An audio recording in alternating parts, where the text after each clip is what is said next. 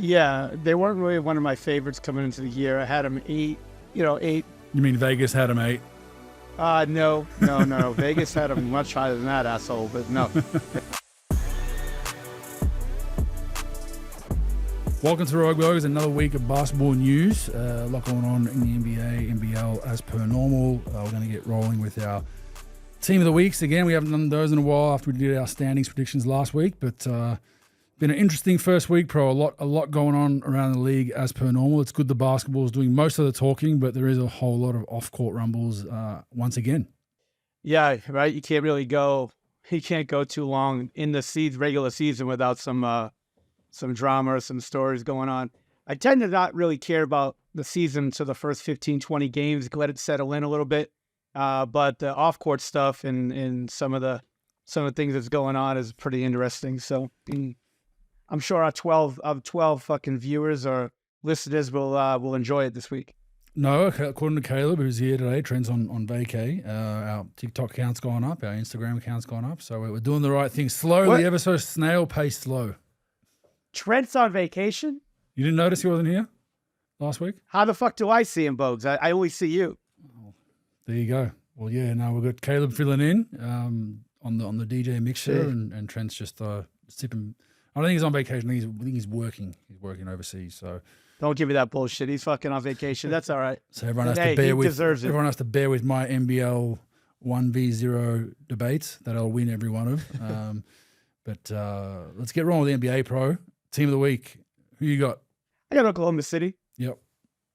Okay. Yeah, I mean they're running through it so far. I mean, it's like I said, only 6 games, but undefeated. Those guys are playing well together. No Hartenstein because he's been out with the injury, but those guys just play fun. They play together. They play loose. Fun to watch them play. Shai Gilgeous-Alexander leading the way with 27 and 7, but just across the board, just what they're getting from Jalen Williams and Chet Holmgren, defense from, Caruso, Wallace, Dort, shooting off the bench with Isaiah Joe. They just gel it together, mostly with the team they've run with the last couple of years. With the addition of Caruso, it's been a fun mix to watch. They've been a young group struggling, and in the last couple of years they've been getting better and better, and it looks like they're rolling so far. What do you think? Have you got a chance to see them? Yeah, I have. They're playing really well. They're just well balanced. I think obviously SGA is ahead of the snake for them. When it gets crunch time, big shots, he's going to be the one taking most of those. But they're pretty well balanced, man. SGA with 26.5 points a night. Holmgren just under 18. Jalen Williams 17.5. They go down to Dort 12 points a night. Wiggins 10.2, Isaiah Joe 8, and then it's 7, 6, 4. So very well balanced offensive output. They've got multiple different lineups. With Hartenstein back, they'll be able to have a bigger, stronger lineup at times at the 5, and they've got the mobility of Holmgren at the 5. They've got a lot of different things they can go to. Shout out to Dort, though. I just want to mention he's shooting the ball. I mean, he's improved his 3-point shot out of this world. He's at 48% for this season. I think he was in the high 30s last season, but he was a muck guy at one point in his career. Do you remember that playoff series where they would not guard him? They stood in the paint and were like, shoot the ball. We don't care if you shoot the 3. So you love to see stories like that, especially yourself as a shooting coach. You see a guy that was, blatantly disrespected from 3. We're not going to guard you. You're just a defensive guy. He's not going to sustain 48% from 3, but that's not going, 0.5 for 1. This is, he's taking 4.5 attempts a night and shooting at that clip. They'll probably go down to low 40s, high 30s, but shout out to him, man. Just put a lot of work in and got his confidence and technique right. Yeah, I mean, Chip England was one of the best hires that they made, in a while with Oklahoma City. Not that they haven't made good hires, but, you see all these assistant coaches making $1 million, $1.2 million, $1.4 million, and they would coach the fucking 92 Dream Team to a bronze medal. I mean, some of these guys, it's unbelievable how much money. It's unbelievable they don't just get stopped at the door every day because they got a mask and gun on them every day coming to practice. Chip England is a guy that actually makes guys better, shooting the ball across the board.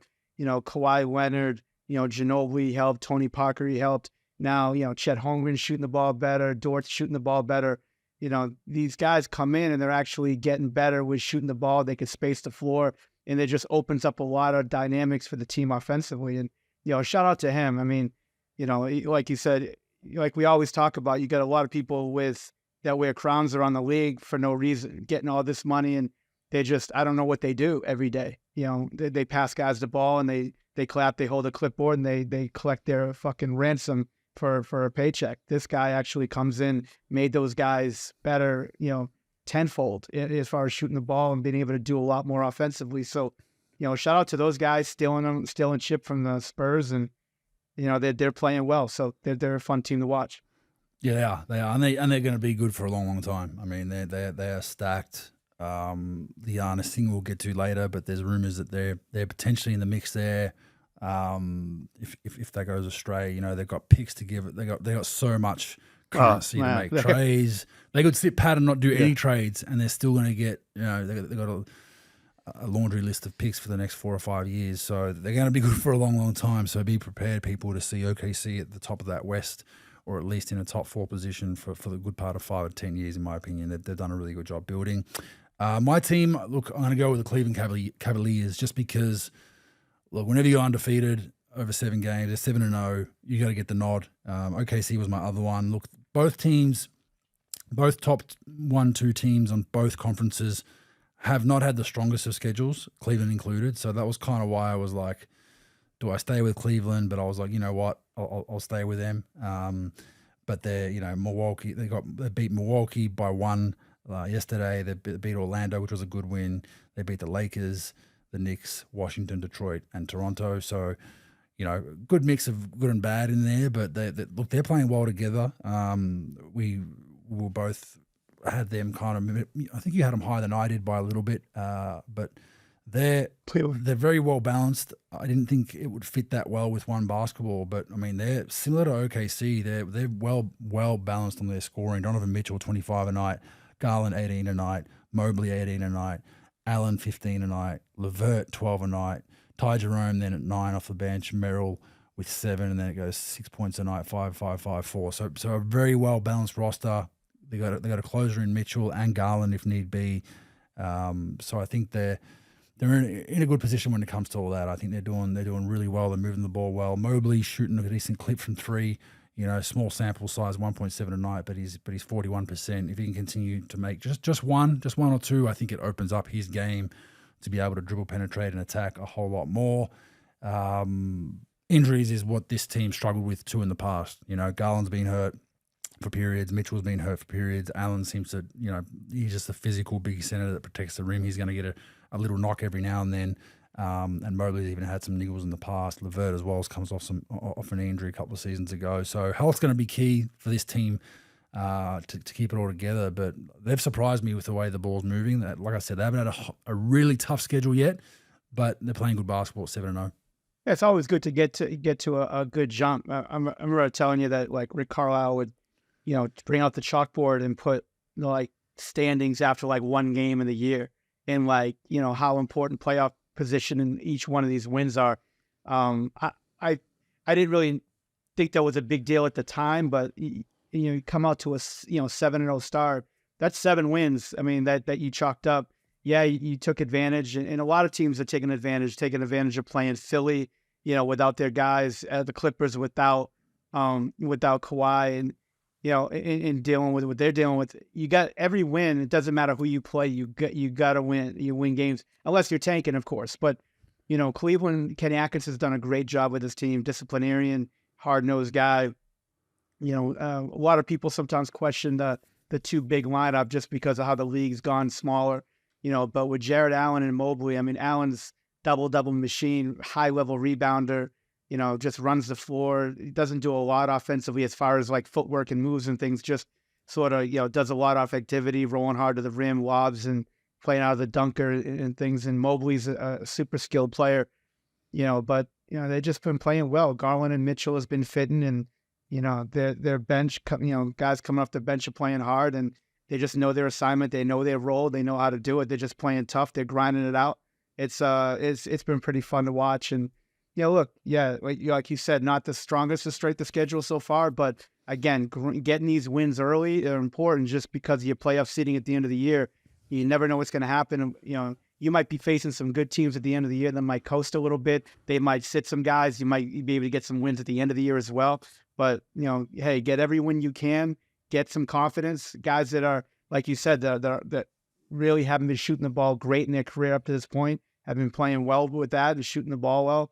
You get some confidence, even if it's false confidence. You start pushing forward, winning some games you don't supposed to, and you just got to keep on grinding these wins out. But yeah, they've been playing well. Hey, good for them. The Eastern Conference, statistically, you compare them to Boston so far. Again, only 7 games. It doesn't really matter, but points per game, they're right there with them. What they're giving up points per game.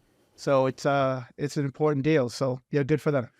Yeah, I like what you said about getting the wins early. I think it's important. I think what this play-in system now has done is it's, at least the last couple of seasons, it's now solidified that you don't want to be in the play-in. You could still have a very talented team that you're like, we're not worried where we finish. We'll take we're happy to be 7 or 8. But you have one or two shitty nights and you're out.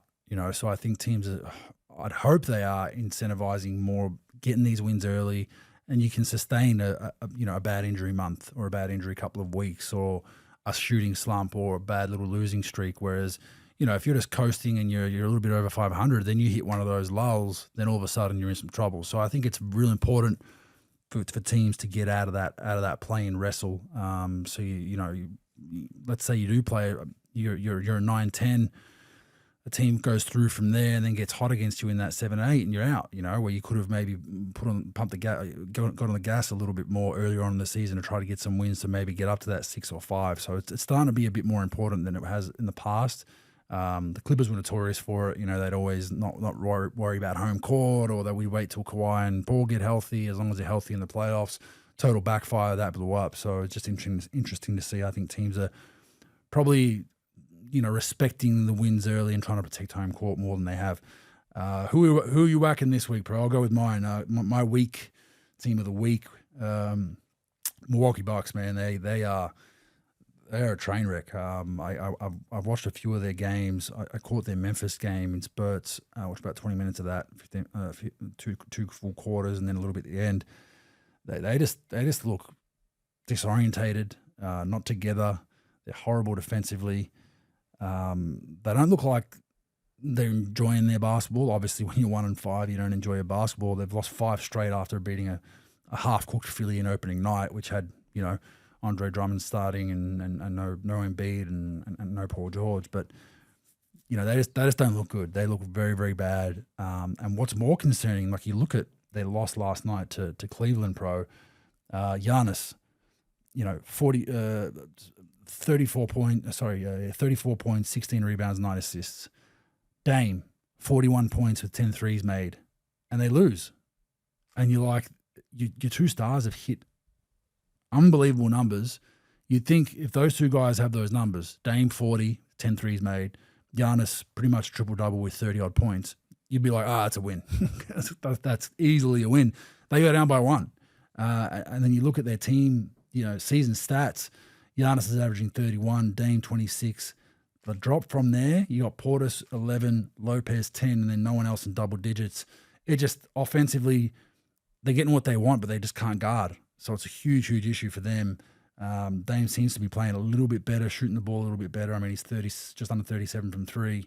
He's getting to the line 8 times a night. So their problem's not at the offensive end. It's clearly at the defensive end. If you have those kind of numbers on a consistent basis, you're still coming up short.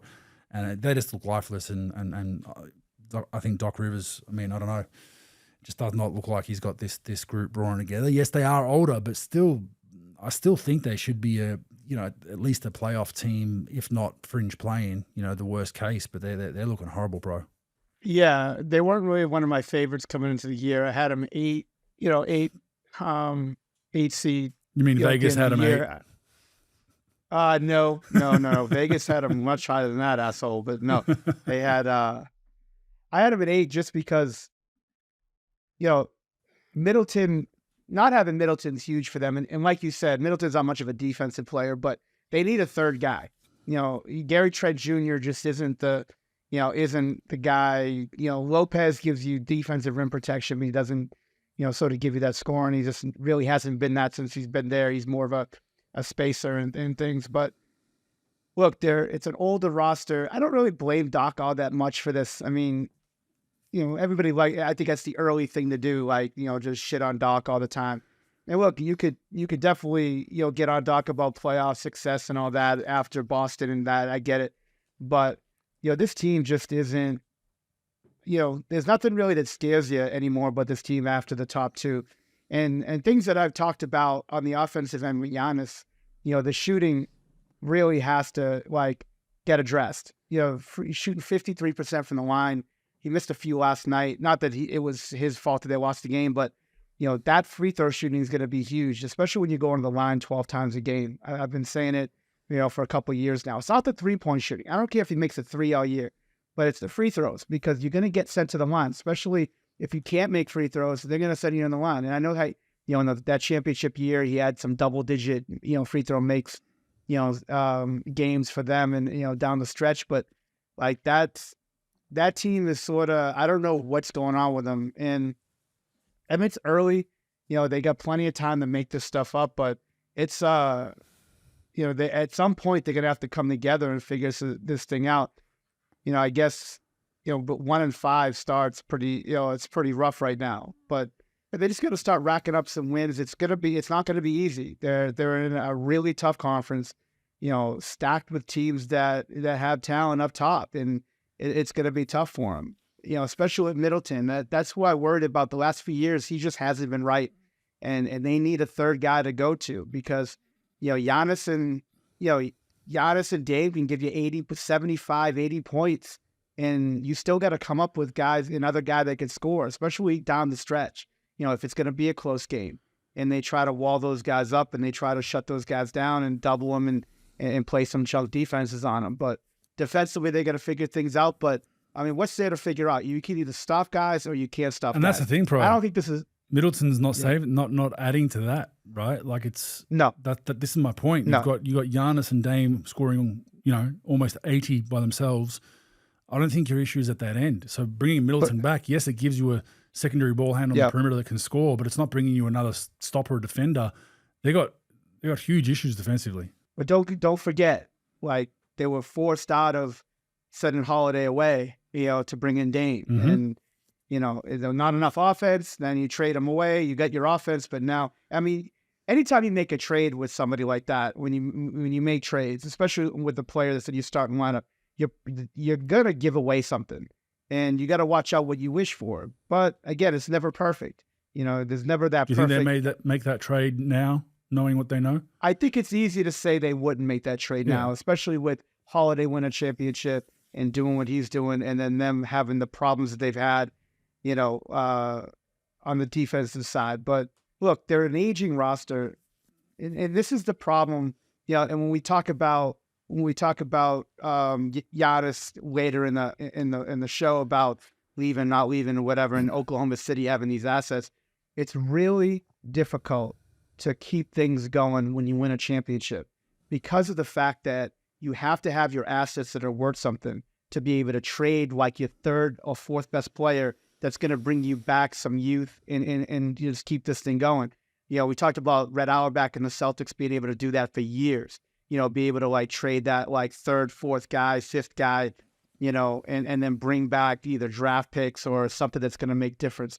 San Antonio did it with, trading George Hill right at the peak of his career, where he's about to start sort of heading down, and they get Kawhi Leonard in the draft, and they keep that thing rolling. And they kept on rearranging their lineup to be able to, to stay on top. Golden State did it with, losing Harrison Barnes. They got Kevin Durant, and they kept on switching things around for a while. Like that. But that gets tough, because at some point you're not going to be able to move these guys if you keep them too long. And I think that, some of the things that they did, like, just keep on making moves, and they forget, okay, you got Giannis, now you got Giannis and Dame making super money. Now, you're not going to trade Giannis unless he forces his way out. So the next guy you're probably going to look to move is Dame, right?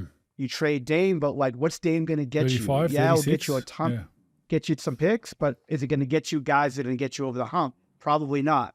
It's going to give you some, it's going to give you some protection years, 2, 3, 4, 5 years down the road with picks and pick swaps and a couple players. But, that's the thing. You're not you're either going to get a really good player, you're going to get a really good player, but you're not going to get a player better than Dame. You might get a couple of complementary pieces, or you're going to get a ton of draft capital. But that's the thing. I think Milwaukee's about done now. I think that, they could right the ship a little bit, stumble into the playoffs, try to get out of the play-in, try to get to that 5 seed. But what are you going to do there? Like, are you equipped to win a series in this league? Not with Boston, New York. I mean, it's tough. And Cleveland's good, So those are 3 teams that are going to be really tough to stop come playoff time. So, Indiana, you don't know, if they could reroute from their injury issues. But like right now, Cleveland's got a problem. They got an asset problem that they really can't get guys back. They're not going to be able to. They can set themselves up for the future. I just don't see them making a move. I mean, you're definitely not going to make a move with anything other than Giannis or Dave. Maybe Portis, maybe. You get something back what there. What can he get you, though? But I mean, so he gets you 11-7, a guy that could give you 18 any night off the bench. So, like, you're going to lose that. But he could be a valuable asset for maybe, I don't know, maybe they move that to a potential team that can run into a conference finals that has some picks. I don't know. He could shore up a bench somewhere for sure. But touching back on that trade, I think what killed that trade was that, if Milwaukee knew he'd end up in Boston, that's what killed everything too. Like the performances aside, you can go, okay, Drew's probably had a better run with team performances, but if he was still in Portland, it'd be like, all right, cool, whatever. Like we probably wouldn't be debating this as much. But the fact that they move him on, goes to Boston, ends up in a conference rival team that's potentially battling you guys for a conference finals, and then wins a championship, it's lopsided that whole thing. So. They're in some trouble, and look, you don't want to start seasons poorly, but 1-5, if that turns into 3-10, they got some issues. I mean, it's tough. Like just like we're talking about Cleveland racking up those wins early, you can. I think when you rack up wins early against not so great teams, you could come back to earth a little bit, especially come February, March. But like when you start losing games, like you're 1-5 out of the gate, you're 2-10 out of the gate, it's really hard to make up that. You don't think you just think, first 10 games, 12 games, it's okay. It's okay if you go 6-6 or 5-7, even 4-8. Once you start going like 2-10 or 3-9.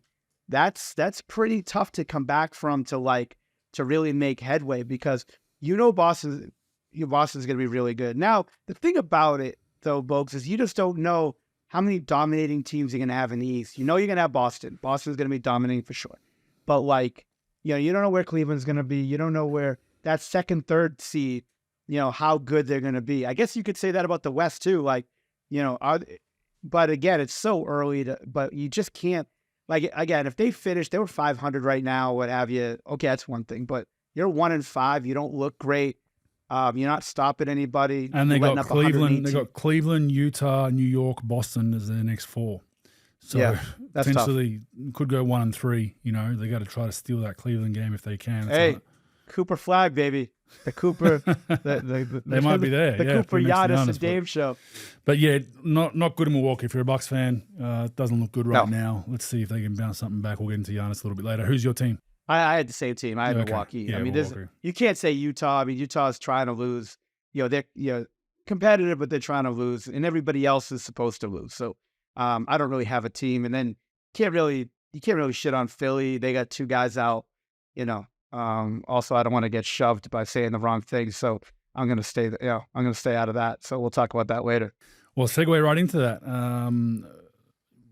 Joel Embiid. I mean, this is a quote from one of their or tweet from one of their journalists. I think Pompey was last name Pompey. Oh boy, people remember the Sixers. This Sixers season for all the wrong reasons. The team just dropped to 1-4, and Joel Embiid assaulted a reporter in the locker room. There were rumors that he got into the face of a reporter, shoved him, no punches were thrown. It was more around, he said it was around the fact that he referenced his late brother in an article that he wrote. So I wanted to find what the article was. I don't know if you found it, but I did. The article basically was just saying that Joel Embiid had mentioned since the birth of his son, I believe, his son and his brother's passing, that he's kind of a changed man and he's not gone back to his old ways. That was a reference. That was it. So I was trying to find, like, man, like, why would you shit on someone's late brother? That's what I thought. It was that extreme. Joel Embiid took exception to that and got into his face. On top of that, before that happened, he also made some comments around that he's given everything to Philly, because I guess some fans were getting after him a little bit about not playing. He's still injured. He's injured again. And he basically he seems a little bit fed up with being in Philly. And look, Philly at the best of times can be a tough crowd. I had teammates that played in Philly and said it was the toughest place they played. They said they're just a tough home team. They're going to be on you. If you lose the jump ball and you're down 2-0, they're going to be swearing at you and yelling at you.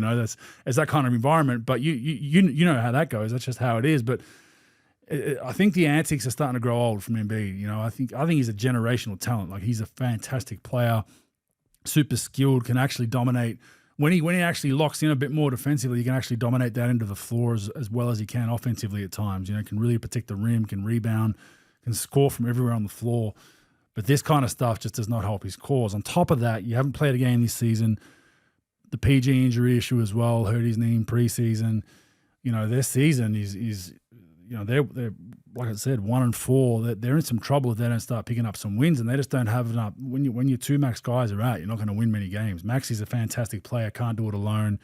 Oubre Jr. is still playing good basketball, and Drummond's picked up the slack as much as he can. They just don't have it. They just don't have that roster at the moment to win games. But you hate to see this off-court stuff 5 games into a season. I mean, Bogues, I think you sort of hit it right on the head with, things that he can do to sort of get everybody off his back. First of all, you got to be in shape. He really hasn't had many seasons where he was in shape the whole year. He sort of tends to falter by the end of the year, just gain some weight big and finish the year.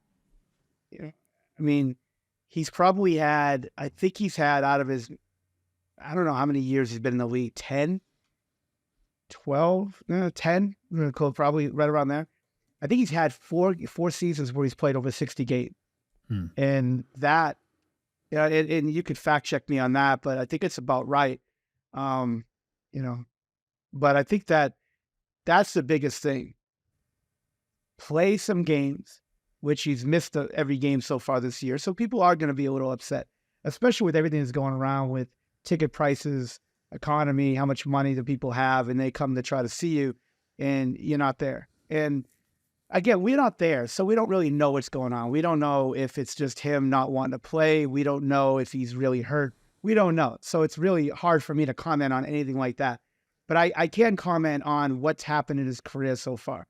Look, he's an unbelievable talent, no question about it.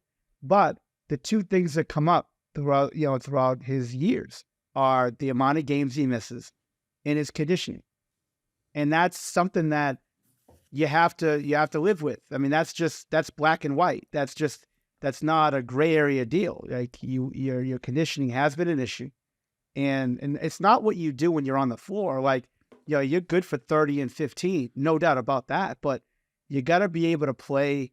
No one, look, in today's landscape, no one's going to play 80 games or 75 or what have you. You got to play some games though, especially at the end of the year, and be healthy. Sometimes the luck thing. Sometimes you're unlucky with your injuries. You can't help everything with that. But that's the thing. And there's a certain level of professionalism with this. You can't. First of all, you have to read the article and figure that he wasn't taking a shot at him. You've mentioned plenty of times about your late your brother and your son, and you give everything to the city. And he was just referencing that. He wasn't taking a shot. That's pretty rough. And there was another thing, Bogues, that they're talking about, because I know in the NFL that they're talking about doing it. And they're talking about getting rid of media in the locker room and having them, after they change, come out and talk to the media. I don't know if you want to speak on that, Bogues. You've dealt with it, throughout your whole career. I mean, do you think they should wait and just you go to another room after you're changed and showered and things? If that, do you think there should be a time limit on how long it takes the player to get there, and then also if they try to skip out on it, what should be done. But what was your feelings playing and dealing with the media right after? Like you're in you're taking a shower, or you got a towel on, or you just played, you're trying to decompress, and you got 20 microphones in your face. How do you? What it are your was thoughts on strange, that? man. It was strange. Look, I that's why the media want to run in there. They want that. They don't want you to decompress. They want you to be reactionary and give some sort of clickbaited headline that they can go and run with. That's when, especially a tough game where you feel like you didn't get a call late, players are storming angry. Sometimes it feels like it's 15 minutes later. It feels like it's that quick from when you get to the locker room. Your coach gives a speech, and then the locker room's open. Look, the NBA is unrivaled with the access it gives its media, and that's why their media deals are so strong, and the brand's grown into what it is. But it's strange, man. It's a strange deal. Even pregame, for those not familiar, I think it's 90 minutes before tip-off the locker room opens, and it's open. It's free. It's a free-for-all until roughly 40, 45 on the clock. Most teams have their meetings. So they've got a 45-minute window, and oftentimes, like, you'd have journalists just standing in there eavesdropping on conversations, right? Like, so, me and Andre are talking about whatever, or me and Draymond, and they'll then get intel that way. And the smart journalists will just stand on the side and just listen, and then use that as a question to someone later on down the track. We'd have, there were always journalists or bloggers from different parts of the world that you don't even know if they're media, they're fans. Like, we had numerous fans from China, not singling out China, but from China that were bloggers, but it was clear as day they were fans. They're asking for photos of Steph in the locker room, shit like that, which is heavily frowned upon, but they've obviously made a trip to our game, somehow got a media accreditation. And they don't care if they get banned from the media accreditation. It's their once-in-a-lifetime trip. They're in the locker room, right? Post-game's weird because you'd have guys with their meat and tackle out and walking around the locker room, like literally naked. And there were some notorious journalists, certain cities we'd go to that, some of the guys called them meat and tackle watchers because they'd come in and want to see that. It was blatantly obvious. There was some weird people as well. So it's just, it's crazy. There's a lot of shit going on. Guys are half naked. We remember the old Pistons locker room in the old arena at Auburn Hills? That was how small brutal. it was. Remember how small it was? So it was super small. So it was like, I don't know, maybe 5 or 6 meters. We're talking feet for the Americans. It's probably the size of a decent sized men's room. I mean, it wasn't that much bigger than that, but maybe like double the size. The actual of a locker room room was smaller than that, but then you had the bathroom, which was right next to the locker room. One of our guys got caught on camera butt naked with his dick out. Excuse the French, but in the background of someone getting interviewed in that locker room. So the camera's up and you can see a guy walking out. And you're just like, what is going on here? So I think that, yes, you should not be able to dodge media. The media should get the requests of who they want to speak to after the game. And if it's everyone, it's everyone. They all go into a different room. They have a little area and they do it that way. Because I think the locker room, it should be an integral space for the players, the inner sanctum. It's big in Australian sport. They don't really allow that in Australian sport. They say in the sheds or the locker room. But I understand the counter argument is the access the NBA gives is why it is where it is now. They give unprecedented access to their media. But I think the times are going now where, there's been issues with female journalists in locker rooms and guys being half naked. I had a teammate that would, in Milwaukee, I'm not going to name him, I had a teammate that would come out of the shower and lotion himself butt naked.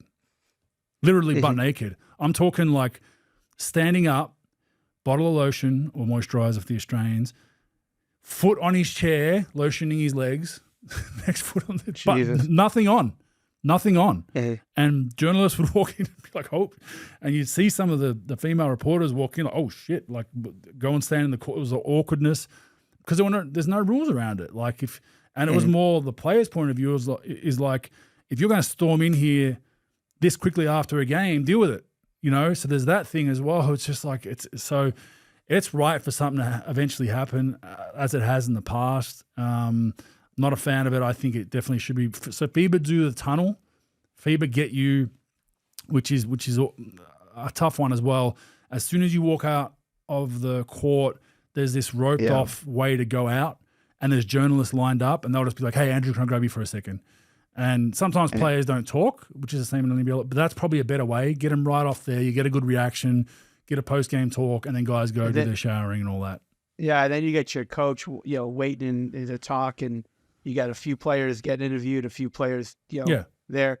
I think, I would experiment with you put right after you're done, you start the clock at about 3 or 4 minutes after the game is finished. You put 35 on the clock or 40 on the clock. That gives you 8 or 9 minutes for your coach to talk. It gives you 30 minutes to shower and get changed, and then you could do your media, or they could come in, however you do it, and maybe you do it for half the season just to try it out. Half the season you have scheduled games where it's marked on the schedule where it's going to be like the old way, right after just to start. But I think that if you put 40 on the clock, that what gives about you road games, time. This is the issue. Back-to-back road game. Teams are trying to fly out of that arena. They're trying to get out of there as soon as they can. Yeah. So the logistics will have to get worked out for sure. But for me, I don't know. I never really had to deal with it, obviously, so it's not a really big deal to me. But it is interesting. I didn't know about the NFL thing until today when I was reading up on the Embiid stuff. But how do you handle post game? And maybe you do it where it's 15 minutes. You get 15 minutes to get back into the locker room after the game. And then the problem is for media, first of all, you need a space to do that because you can't do it in the tunnel in the NBA. Just too many players, too many people, too much media. It's a separate room. Just do it in the media room where they do, when it's not playoffs and regular season especially, where they've got the podiums in the playoffs, do it in that room. But for those not familiar, this is the scene, we'll game over, we walk to the tunnel, walk to the locker room, coach gives post-game address. You guys were shit, you guys were good, whatever it is. Put our hands in. Then some guys might get some treatment. Some guys might ice. I used to ice my ankles post a game, so I'd just be sitting in my locker. And then literally probably 10 minutes after the coaches talk, all right, guys, we're open for media. A media person would yell that out. And it'd just be media is allowed to walk into the whole locker room and go and interview whoever they want. And go just walk around and do one-by-ones. And so in some of the small locker rooms on the road, it's super squashy. There's a lot going on. There's a steamy shower in the background. There's people icing. There's all kinds of shit going on. And that's what Pro's talking about. It's tough. It's tough. Sometimes guys are doing interviews with their shirts off, half naked. While they're getting dressed, you see a lot of guys doing it. So I think having it in a separate setting on your way to the bus is probably the best. The only issue is, Pro, you got journalists that fire up because they say they've got a deadline to post their article online. I think those days are gone. The whole, we need our deadline for the printed newspaper tomorrow. Everything's online these days, so I think they can tweak that a little bit, but it should be changed. Whether they change it or not, I'm not sure. It's the way it's always been done. Probably make it in a professional setting. And then you got players that don't want to do their interview till they're dressed in their suit, and I had teammates like that as well, or whatever brand they're promoting, or they want to look really good and have everything there water the game for the fashion runway we see in NBA tunnels. There's those guys as well, so then media have to wait around for them, so they're just sitting in the locker room. So I don't think there's a right way or a wrong way. It just probably can be tweaked a little bit better. So it's a valid point. But Joel Embiid, come on, man. Generational talent. I just think got to put all the antics behind. They got a legitimate chance to be a very, very good team in the East if they're healthy. But, they banked on PG, who's unfortunately had a bad run. And just with the injury thing with Joel, it's you don't mind the ones that he's had where he's broke his cheekbone or his orbital bone hustling for a ball, hurt himself. There's some injuries. I think the unknown. Yeah. Sorry? It's the unknown. No one's seen him get hurt. They saw him play in the Olympics, and now they see him not playing. So that's but it's the the biggest shape thing. That's what it's coming back to the shape thing. So if you're in great shape and you have a high impact injury from just going at the rim, dunking on someone, and you get a broken cheekbone, or you do your knee kind of like PG, or just an awkward thing, that's not really a shape thing. That's just bad luck, whatever. But if it's just a conditioning thing, pulled calf, sore quad, sore knee, that comes down generally to conditioning. They're the ones that are hard pass constantly, where you're hang on a second, you're probably, what do you think he's playing at, 280, 300? maybe more.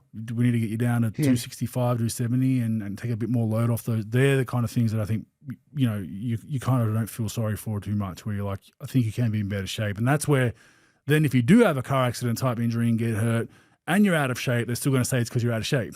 So I think you buy yourself a bit of insurance just by being in better shape. And I think Luke has realised that. He's gotten in better shape the last couple of seasons and seems to look better, and he's been out on the court more. And I think Joel's, if he's not healthy, and he needs to be, no one's 100% when playoffs start, but he needs to be at that 80, 90% for them to have any chance to get to a conference finals and beat a New York or a Boston. Just to get there, he's got to be in shape. I think Shams reported that both those guys are going to play Monday. They're going to play tomorrow. So, okay, looking forward to it. But then it's still, they also said preseason they're not playing 2 games in a row, right? Not even back-to-backs. Embiid? I think both of them. They said something along the lines of, I didn't know about George, but I know Embiid said it. I'm not sure about George. Okay, I think George is going to be on a restricted as well, but it's not back-to-backs, just 2 games in a row. So, it is what it is. That's the way it's going. But, they're going to need to start racking up some wins to be competitive. Giannis, so it's boiling. A friend I trust pretty well in the association, we were texting back and forth over the weekend. He said he can't see him staying there to finish the season. He thinks it's just going to get worse under Doc, under everything going on there. They don't have something that can give them life, to give them a boost.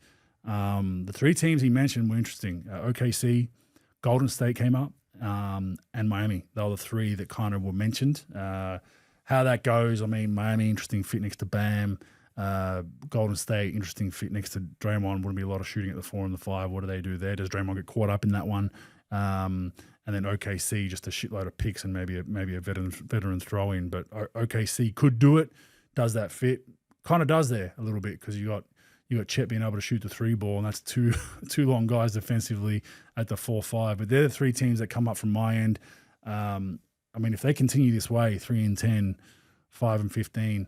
You can't see him staying there. I think they just don't have, as you said earlier, they don't have anything. What can they move? What can they do to shuffle that roster up? There's not much there. And I think he's probably the best asset they got. They're probably back in some sort of rebuild mode. Get as much as you can for those veteran stars of theirs, and just go through the draft again as they did, 10 odd years ago when this run for them started. Yeah. I don't know about the whole not going to finish the year thing, just because, look, Milwaukee will have a lot of power in this, because he's still under contract. I think they could take their time with this, and they could figure out what's best for us. And I think that the team that obviously comes to mind is Oklahoma City because of the assets. I don't think that Golden State can get something done for Giannis, because what are you going to give him? What are you going to give up? You're going to give up what? Buddy Hield. You're not giving up Steph. They're not going to take Draymond Green, because that's not where they want to go. If they trade Giannis, they're in total rebuild mode. They're not. There's nothing they can do. Assets. Yeah. So I think that, like, if I was sitting with Oklahoma City, right now, the problems that you're going to face at Oklahoma City, and there's not really going to be a problem. They can get a deal done. Is you need salaries to match. You need to, you're not going to trade SGA.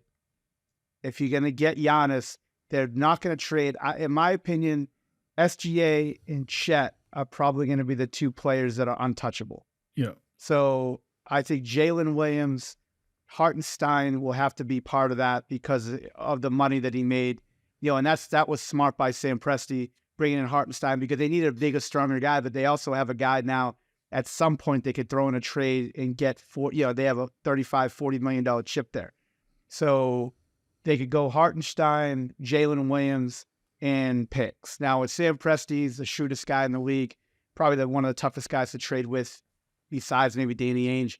But I think that, like, they'll be the number 1 team that you look for, because of the fact they've got the picks, they got the pick swaps, they've got players. Another team that they'll probably look to is San Antonio.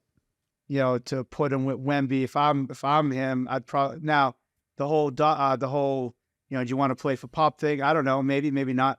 But they do have a lot of young assets. They do have a lot of players they could trade. They have a lot of picks that they got in the Jamal Murray trade. So that's another team that I would think about because of the fact that, look, you got one of the best young player in the league. You put him with Giannis. You got a couple other players there. Maybe I would think Oklahoma City would be the number one, because if you give up Jalen Williams and you insert Giannis there, you're full blown, because now you're obviously better, right? You're better with him. You didn't really get you traded one really good player away, but you replaced a MVP candidate with him.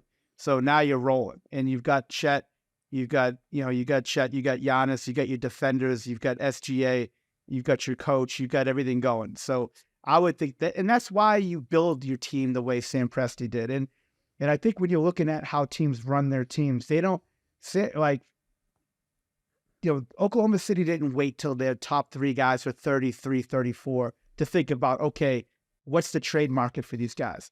They went for it. Look, they had the original three with Westbrook, Durant, Harden, right?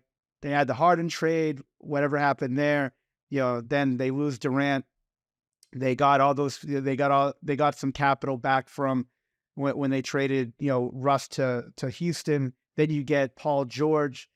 They tried it out with Paul George, didn't really work. So they traded him to the Clippers, got all those draft picks and pick swaps. They traded off Chris Paul. They got a bunch of capital for that.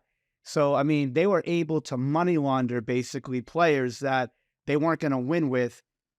Other teams really needed them, shipped them off there, and they just gave them their whole future as far as picks and pick swaps. So I think Oklahoma City would be the number one team they would deal with.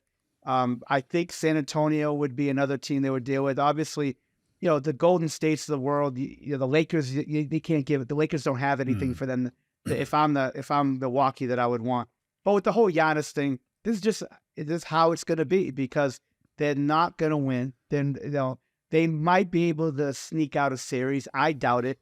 But you're just not on that pathway to a championship anymore. You had your time. You had your 2 or 3 year window. It's passed. Your players around Giannis, you can't trade anybody that's going to make you better.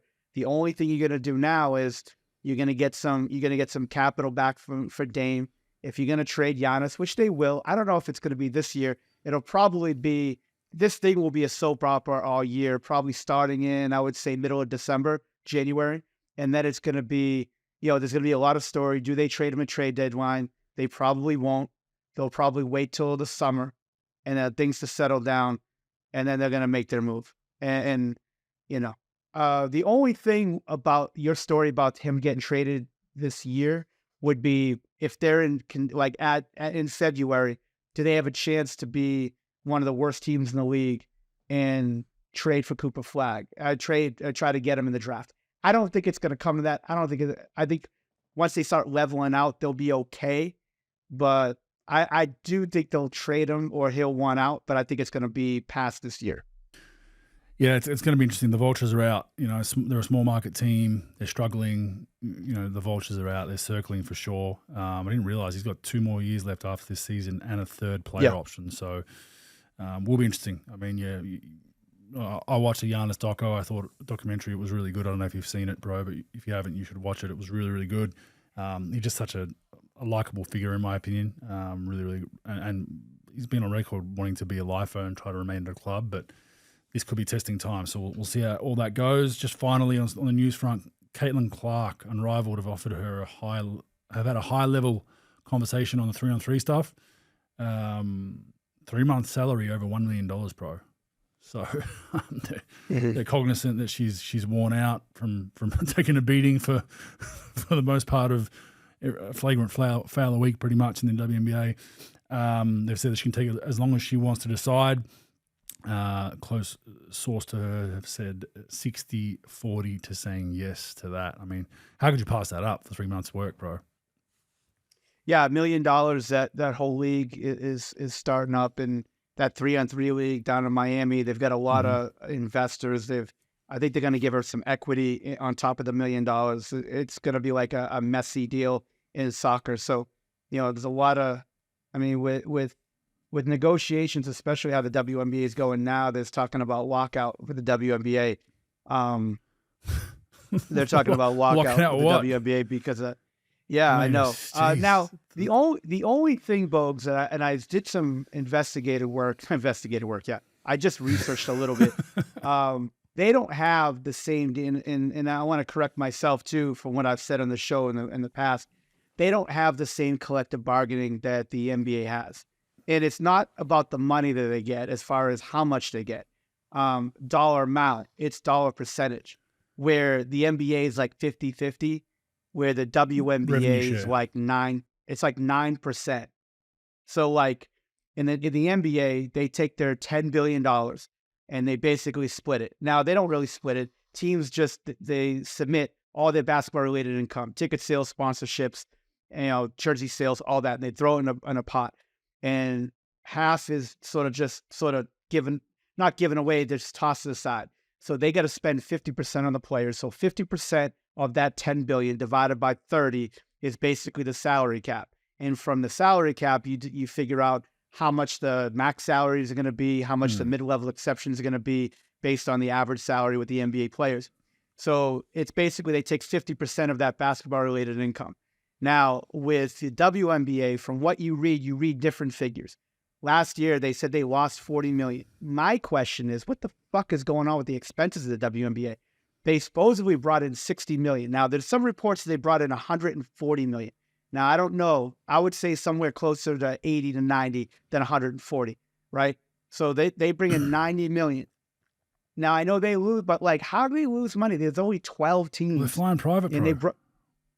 Yeah, but they've been losing money for years, though. I know, but they've been losing money for years, and they're bringing in an income now. But they want to. It's always. Now we talked about that. Around, I was like, let's get what the men are getting. Yeah. It's like you're not there yet. You're not there yet. Like you circle back to where the NBA was. Be patient. It'll come eventually. It's just not going to come. It's not going to come now. It's not in the immediate future. But you got to be patient. You can't be like, we want what that league's want. That league's been around for 40, 50 years and had its struggles back in the day. There were players. When it first started, it wasn't as rosy as it is now, right? You can't have this. So my whole thing is, they're losing money because they're trying to compete with being on par with that. You can't afford to do that right now. It just is the reality of it, and it's a loss-making entity. So, it's just tough. You got your best player being offered $1 million to go to risk for the WNBA. They can't stop it as per their CBA. I don't believe. Well, it's during their off season. So, yeah. So, but I mean, look, if you were going to sign if you were on an NBA contract, you can't sign in a rival league in a different league. I'm pretty sure under the CBA, you sign an NBA contract. But it's not rival, right? You're right about that. But they allow them to play in other leagues to make money. Like, so I would say 85% of the WNBA. Just guessing. NBA no though, right? Right, but WNBA allows you to go overseas in other leagues to make money. So it's a little different on that. Yeah, a little bit different for sure. But interesting. That's a lot of money. We're interesting to see what she does, and it will turn out a lot of fans watching that if it goes ahead. All right, some useful or useless stats. I'm going to pull you up on your Doc Rivers conversation. It's not his fault. The roster's not great, all that kind of stuff, bro. Mm-hmm. Sure. Adrian Griffin, 30-13 with pretty much the same squad. Bit more health there, but Doc obviously took over when it was that same squad. Adrian Griffin 30-13, Doc Rivers 18-24. Yeah, no training camp. And again, look, you want to talk about this year? Stuff? They started 1-5. I mean, look at their team. I mean, they're fucking brutal. But it's a similar team. Folks. I mean, Griffin. It was reported it wasn't great and this and that, but they at least were trying to guard. Agreed. They were at least playing harder, and they were 30-13. You bring in a potential, people say Hall of Fame coach, won a championship, 18-24. I mean, there can't be that much that has changed on that roster, pro. Yeah, I see your point. No Middleton. Mm-hmm. No training camp, no Middleton would be my argument to that. But yeah, I mean, that's glaring, obviously. 30 wins to 18-24. No question about that. And then obviously what did they do in the playoffs last year, Bogues?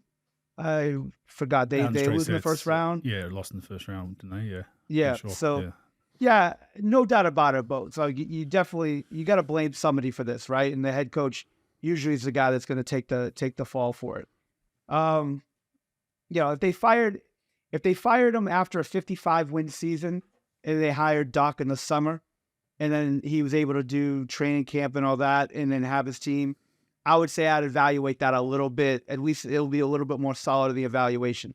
When you're taking a team, basically when you're in the TV booth and you're taking a team, it is a little bit different. Although it doesn't make you look good when you lose in that many games compared to what he won going into it, without question. Yeah. You would look at it. But a bit of seller's remorse, I think. A bit of seller's remorse from the Bucks maybe for Griffin, but who knows? Who knows where it ends up? But I think pretty useful stat just to say Griffin did pretty well, and he doesn't have a job at the moment. So the leading scorer in the NBA as of now is who? I want to say Shea Alexander, but I'm going to probably go with an outsider because he's been playing really well. Anthony Davis. Yes, good guess. It is Anthony Davis. He's averaging 31.8 points. Wow. I was going to say 29, but shit. Yeah, it blew my mind. I didn't think he was averaging that much, but he started off the season very well. Let's just hope he stays healthy. If he stays healthy, look, the Lakers are in the mix. Not on the mix for a championship, but they're in that playoff push. But, he generally misses 20 to 30 a night. If that goes closer to 40, they're in some trouble. But 31.8 for him, Giannis 31, Tatum 30. LaMelo Ball, 30.2 a night so far, and Jokic was just under 30. So I was interested to see that one. And I'm going to go back on the Laker bashing, much to our despair of our friend here, Caleb, who's doing the podcast today with us. But the free throw disparity is fired right up, bro, from day one. A tweet from Apex Jones 22. Usually the NBA waits before they get on their Lakers free throw bullshit, not this season. LA Lakers, 39 free throws to 17 versus Phoenix. They won by 7. This one's really interesting, pro. They lost by 24 to Cleveland, but the free throw was 33 to 8. So you look at that like, whoa.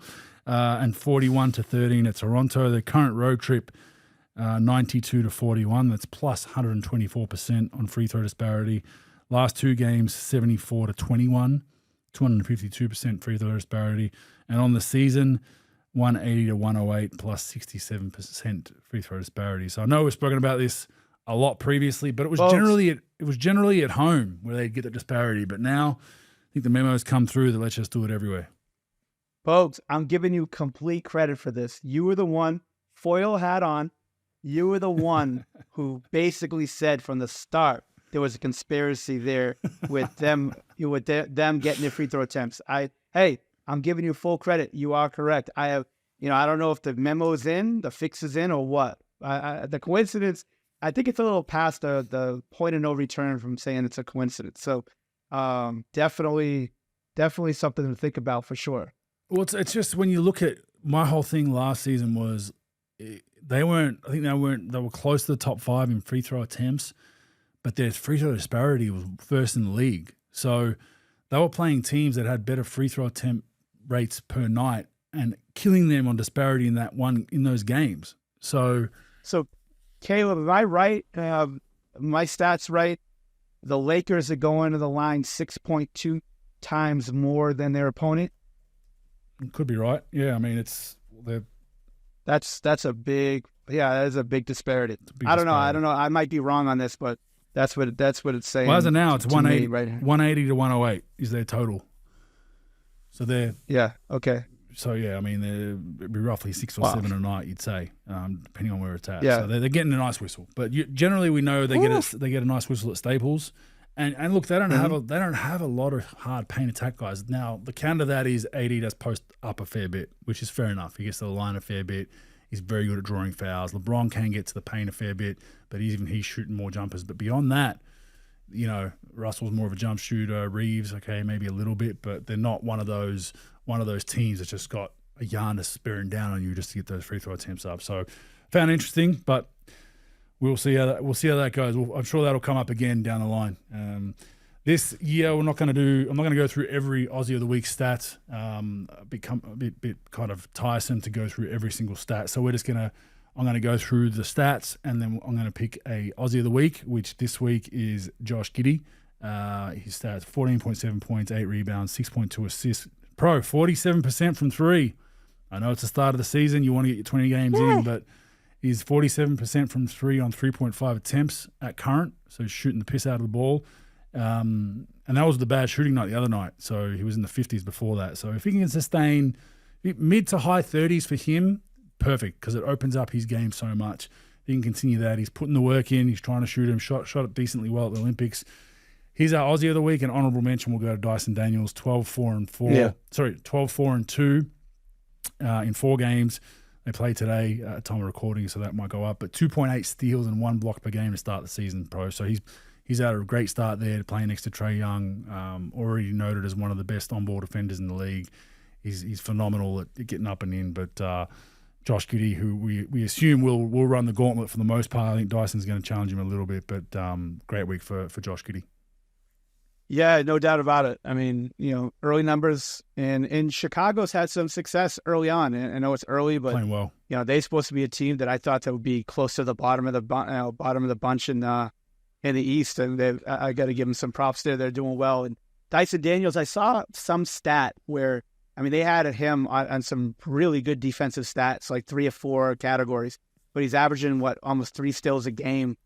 He's playing well. They're not doing great in Atlanta, but he's doing good things. They're probably going to start dismantling that roster, and that's obviously an asset that I would keep, and a guy who could guard and doesn't need the ball a lot like that. But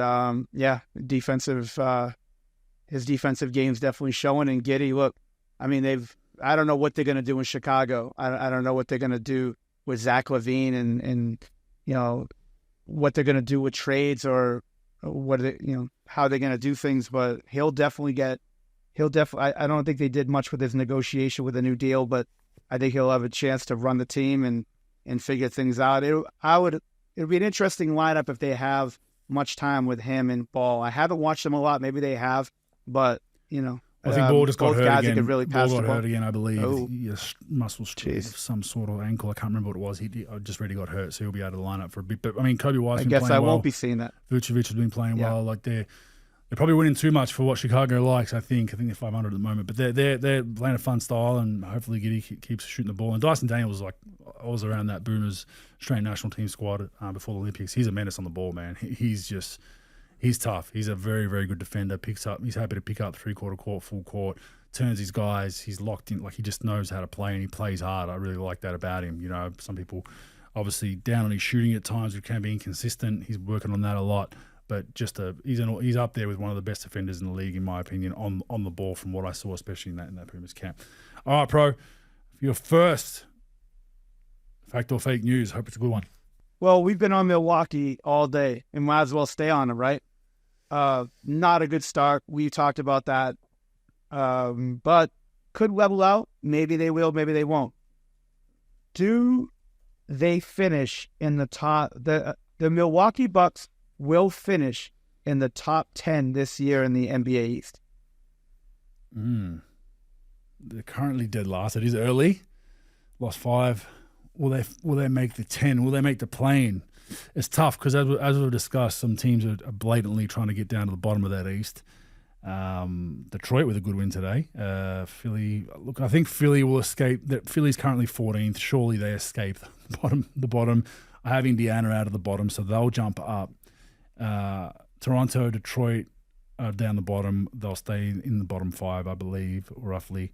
The Wizards will definitely plummet down. They're playing okay, but Brooklyn Nets have been surprisingly okay. It is early, but who falls out? Look, when's Middleton kind of reported to come back? I'm not sure. I've heard maybe December. I could be wrong. It's a knee, right? Caleb. It's the same knee? Yeah, I believe so. Yeah. There was a report yesterday that came out saying that he'll be back. Yeah, couple of months. So, but okay, so it's not changing things. I'm gonna go. Even though I had them in my 10, just from what I've seen of them and the way they've played, they're probably gonna have to be. They're probably gonna. What would get 10? Probably 35 wins. It probably gets 10. Pro, would you say 32, 35, somewhere around there? Yep. Mm-hmm. Yeah. So, and don't forget, Vegas had them at 49.5. They had their plus minus at 49.5. Vegas never wrong, Pro. Wise man once told me. Which would be 5th or 6th in the league. But that's about where I had them. That's in the about East. Where I had them. I think I had them 6 or 7. Out of the 10 completely, fake news. I think they'll scrape a playing spot. As is current roster. I have them Yeah, I agree with that. I'd say they're going to be 9 or 10. Now, look at the top 10 right now. You've got Washington in there. They're going to fall, because they're in the Cooper Flag sweepstakes.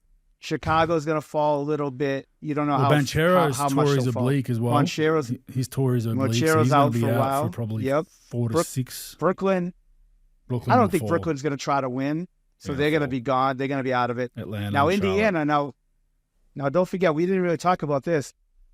Indiana's had 2 centers tear their Achilles, non-contact, Isaiah Jackson and Wiseman. So, I don't know how important the center position is for them. Obviously, it's semi-important, but that'll be interesting how they finish the rest of the year. But they've been up and down. Their defense has been terrible, but Halliburton really hasn't been shooting the ball well. We should have talked about that. We'll talk about that maybe next week. But he's had a horror start to the season. Just does not look like himself. So Toronto's probably not trying to win. Charlotte's probably going to try to get. All these teams are going to try to get Cooper Flag, but I think they'll be 9 or 10. I think they're going to level out a little bit and they're going to start winning some games. But especially when Middleton comes back, they just can't beat anybody that could really, really, really score just because he can't guard it. But I think Middleton's they could just score their way out of some games. There's enough teams on that middle or bottom that they can do that with. They can't really, in my opinion, they can't be up in a series or close games. I just don't see them beating like a Boston, even New York when they're at full throttle. With the points they could score. Yeah. No way. So I see them at 9 or 10. I don't see them much better than that, though. Yeah, they don't look good. It's ugly, but I think the talent, they should go and get a couple of easy runs, maybe a few adjustments here and there. Maybe Middleton gives them a bit of spark. I still think their defensive issues are just going to cause him so much problems to be able to do anything in the playoffs or play-ins. But they should be top 10 with a few of those teams that I think won't be up in the East in another month or two. I don't think you'll see some of those teams fall down. So, righto, Pro. Thanks. We'll see you next week. I'll jump into some NBL stuff after you get off the line, and we'll do it again next Monday. Perfect. See you guys later. Thank you, man. Thanks. All right, moving on to NBL. Fair bit going on this weekend. I guess leading into last weekend, some news from Southeast Melbourne. Tommy Greer has resigned, in quotation marks. He's going to move into an advisory role. Do I think he resigned? No. But, they're going to try to have him in some sort of advisory role, which is interesting. He's been in the club for a long, long time. And, he's done a lot of work there with different coaches and players and recruiting. He's recruited some good teams in the a few previous years. They got mauled with injuries. They had the infamous slip against Melbourne United in one of the COVID years where I think they should have won that series. They were up big in Game 3 and then lost and didn't go to the finals. So Simon Mitchell has officially cleared house, coming on as an advisor. Was a former head coach, left. As soon as he came back on, I mentioned that I'd be looking over my shoulder if I was a head coach and the GM, and it's come to fruition. They're both gone, cleaned house. Josh King has come in, and look, probably the right decision. He looks really good. Southeast Melbourne look much better.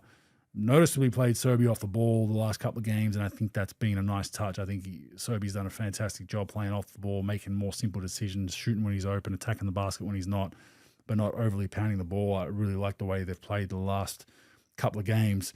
They beat Tasmania in a close one, could have went either way, and then they absolutely smacked Perth, which was last night before the Kings game. They've won 4 out of the last 5, so I think they were 0-5 starting the season, 0-4, and then obviously moved on Kelly. They've moved on Greer, new head coach, shuffled up the lineup, and they're playing good basketball. So good on them. Not many teams you see that start off a season that poorly make a run, and they're genuinely in a playoff playing contention if they keep playing this way. So good on them. The Sydney Kings and United battled on Thursday. United come up with the goods. They're an elite defensive unit. They have so many weapons defensively. Marcus Lee, Jack White, Illy, Delvedova. They just got so many guys that can play multiple positions, and they're just up and in and physical the whole night. The Kings from last weekend to this weekend, much improved. Even with that loss to United, I tip my hat to the way the Kings played. United deserved the win, in my opinion, but for the Kings to lose a close game where there was only 7 fouls called on Melbourne United for the whole game. Gordon has mentioned this in a press conference. That was a head scratcher. Melbourne United are a super physical team. For them to have 7 fouls for a whole game on their home floor. Jack White, not known as he's a complete hot 3-point shooter. Can get streaky, but a guy that, if it makes 2 tough threes to ice the game late. Great shots by him. You shake his hand. But touching on that, the foul situation, going down by a couple of points in a hostile Melbourne environment, I think it was a good performance by the Kings. And they're the losses that Kings fans, you got to take on the chin. You say, hey, we just lost to a better team tonight. We didn't lose the game, they won the game, and that was Melbourne United. Whereas the losses the weekend before were inexcusable, like I said at the time. So we're okay with that loss. And then going into Sunday, we bounced back and pound a shorthanded Tasmania. Magnay was a late scratch from that game. Still a dangerous team. Tasmania will make you work for it, but they just don't have enough offense. They just do not have enough offense. Get to that in a second. But it was a must-win for the Kings. They come out with a huge win. I think 88-60, winning by 28 points, helps the percentage. Quatnoy just running absolutely wild. Probably dunk of the year up until now, no doubt about that. Knocking down threes early. I think it was 5 or 6 in the first half. Just played an outstanding game. Ball was moving. It just looked like a different Sydney, more locked in defensively. Tasmania, I read that Scott Roth had mentioned that they're probably not going to make changes, and if they do, he said Olgun Ulick will know before he does at the press conference, which was very, very interesting. But I think they have to make a change. They got to get another scorer at that 4-5 spot. I think Sword has started playing better, but he was obviously recruited thinking that Jack McVeigh was going to be there. If I'm Tasmania, you probably need a 4-man that can score the ball and import. Whether they make that change or not, I'm not sure where they are budget wise, where they want to do that.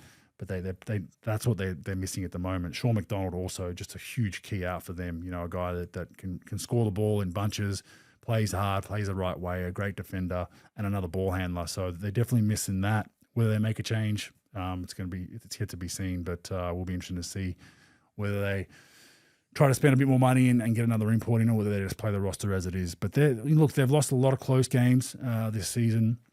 They arguably should have beaten the Sydney Kings in Tasmania. We saw that in the fourth quarter. They could have beaten Southeast Melbourne this past weekend, and their record's different. So this season in the NBL is super, super close. Perth, they get Illawarra at home, so they get the number 1 Illawarra Hawks coming into Perth.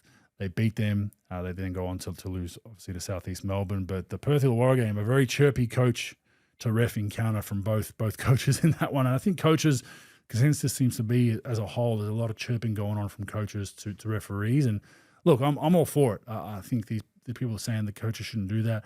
Coaches need to push the limit. Their job's on the line. They're trying to get a win. They need to push the boundary, and then it's a referee's job to say, you're at the line. This is enough. You're going to get teed up after that. So I would assume if I'm a betting man, the NBL and the referees are going to have a talking to about not allowing so much from the coaches. That's just my guess. And I think you're going to see some quicker technical fouls this weekend because the media, the commentators were definitely talking about that it's too much. There's going to be a bit of rhetoric in the media leading into the games this weekend. So if you're a betting man, put it on the over for technical fouls as a whole this weekend. That's just my opinion on it.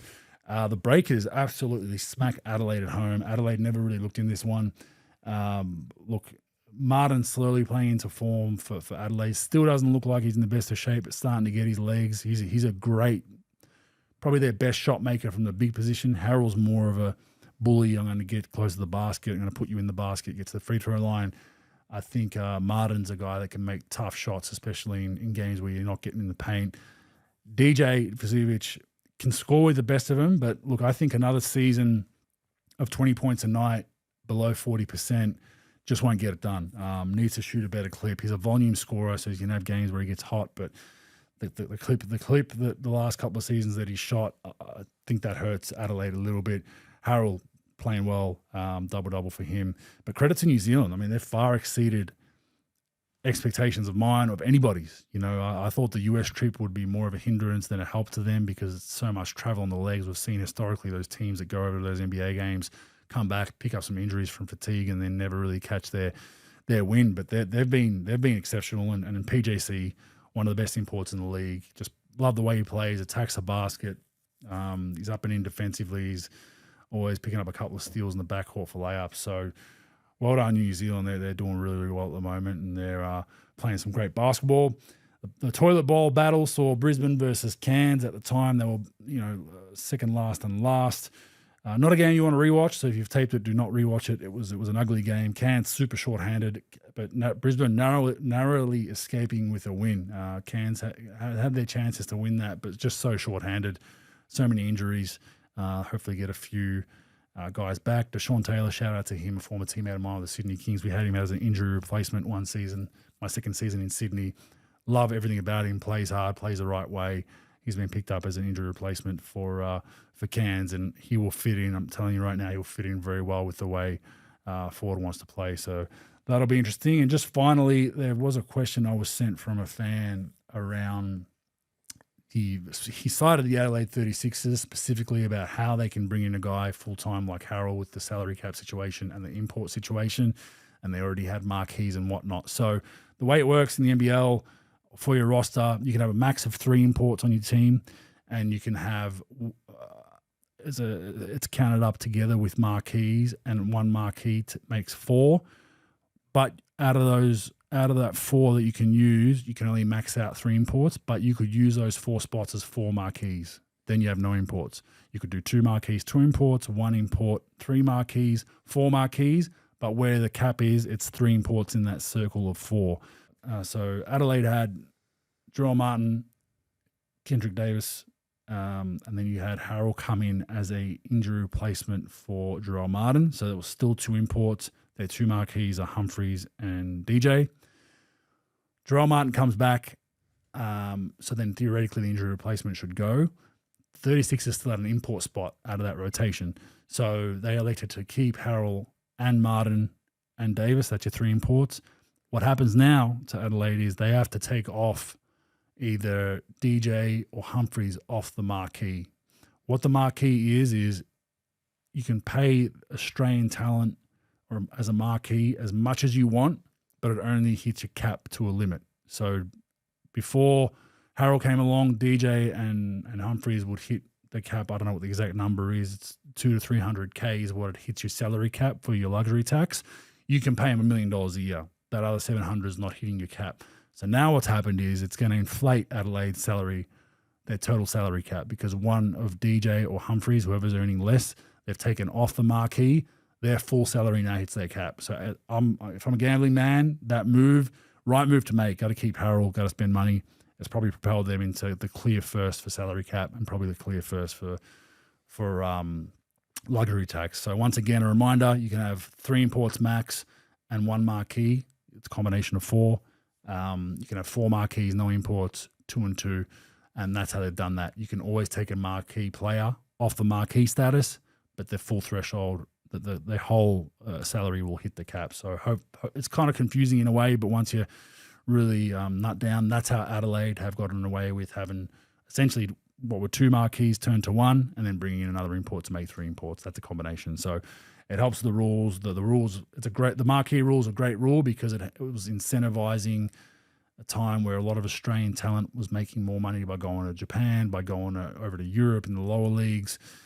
It's now bringing those guys back and being able to pay them as whatever you want. Our marquee Xavier Cooks, of course, one of the highest salaries in the league, only hits our cap for a certain amount. So makes total sense. That's this week with the NBL. We'll see you all again in a week's time.